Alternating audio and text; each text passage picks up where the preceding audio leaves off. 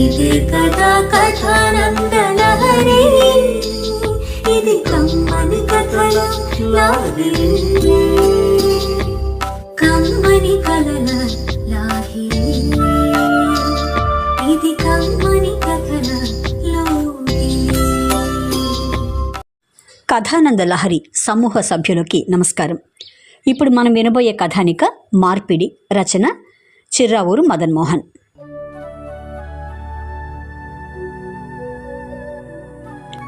పూర్వకాలంలో కృష్ణానది తీరాన అమరావతి నగరంలో ఒక గొప్ప జ్ఞాని ఉండేవాడు. ఆయన పేరు జ్ఞానానందుల వారు. చుట్టుపక్కల గ్రామాల్లో ప్రజలు వారి వారి కష్ట సుఖాలను వారితో విన్నవించుకుని విమోచనం పొందుతుంటారు.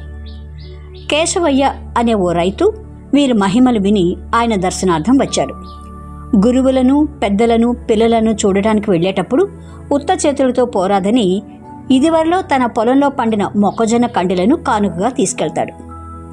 తన పొలం నల్లరేగడి మట్టి గల పొలం.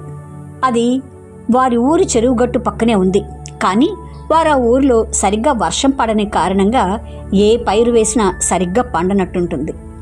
ఒకవేళ పండినా కొన్ని సమయాల్లో అకాల వర్షం వల్ల చెరువు నిండి నేరుగా దరిలో ఉన్న తన చెరువులోకి నీరు వచ్చి తన పంటను నాశనం చేస్తున్నదని చెప్పాడు. ప్రస్తుతం తన పొలంలో వేరుశనగ పైరు వేశానని చెప్పాడు. వర్షం వస్తేనే తన పంట కాపాడబడుతుందని, లేకపోతే నాశనమైపోతుందని భోరును ఏడుస్తాడు. ఆ జ్ఞాని కళ్ళు మూసుకుని ధ్యానంలోకి వెళ్ళి కాసేపుండి కళ్ళు తెరిచి అతడిని మర్నాడు అదే సమయానికి రమ్మని ఆదేశిస్తాడు. మర్నాడు కేశవయ్య గురువుగారు చెప్పిన సమయానికి ఆశ్రమానికి వెళతాడు. అక్కడ శివయ్య అనే ఇటుక వాముల యజమాని గురువుగారితో ఈ విధంగా విన్నవించుకుంటున్నాడు. స్వామి, మా కులవృత్తి ఇటుకలు చేసుకు బ్రతకడం. కానీ నేనున్న ఊళ్ళో ఈ మధ్య వర్షాలు కురవటం వల్ల నా వ్యాపారం దెబ్బతింటోంది. సగం ఇటుకలకు పైగా విరిగి నష్టం వస్తోంది. దీనికి దారి చెప్పండి అని ప్రాధేయపడుతున్నాడు. జ్ఞాని శివయ్య కేశవయ్యలను కలిపి మీరు మీ భూములను మార్చుకోమని సలహా ఇస్తాడు. ఇద్దరికీ ఒక కూతురు, ఒక కొడుకు ఉన్నారు. గురువుగారి ఆదేశం ప్రకారం ఇద్దరికీ వివాహం జరిపి ఆ స్థలాలను మార్చుకుందాం అని నిశ్చయించుకున్నారు. కానీ ప్రస్తుతం కేశవయ్య వేరుశనగ పంట, శివయ్య వాములోని ఇటుకల సంగతి ఏమిటి అని గురువును అడుగుతారు. ఆయన మళ్ళీ కళ్ళు మూసుకొని ధ్యానంలోకి వెళ్ళి నవ్వుతూ కళ్ళు తెరిచి 2 రోజుల్లో మీ సమస్యలు తీరుతాయి, వెళ్ళిరండి అని ఆశీర్వదించి పంపిస్తాడు. మర్నాడు శివయ్య వర్షం రాకూడదని, కేశవయ్య వర్షం రావాలని పూజలు చేస్తారు. ఆ రాత్రి వర్షం బాగా కురిసింది. వేరుశనగ వేసిన కేశవయ్య పొలంలో కాదు, ఇటుక వాము ఉన్న శివయ్య ఊరిలో సగం ఇటుకలు విరిగిపోయి సగం ఇటుకలే మిగిలాయి.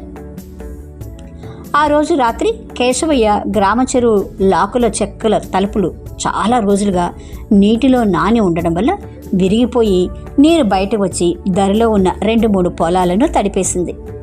అందులో వేరుశనగ కాపుకు వచ్చిన కేశవయ్య పొలం మొదటిది. మిగిలిన వారి పొలంలో వరి వేయటానికై కాచుకుని ఉన్నాయి. తడిసిన పొలంలో నుండి సులభంగా వేరుశనగ పీకి లాభం సంపాదించాడు కేశవయ్య. ఆ ప్రాంతం రాజుగారు యుద్ధంలో మరణించిన సైనికులకు ఊరి బయట సైనికుల సమాధులకు స్మారక భవనం కట్టి అక్కడికి అందరూ వచ్చిపోవటానికి బాట వేయటానికి కొరకు ఇటుకల కోసం గాలించడం మొదలుపెట్టాడు. శివయ్య దగ్గర సగం పూర్తయిన ఇటుకలు, మిగిలిన కొన్ని సగం ఇటుకలు, కొన్ని విరిగిన పావు ఇటుకలు పోగై ఉన్నాయి.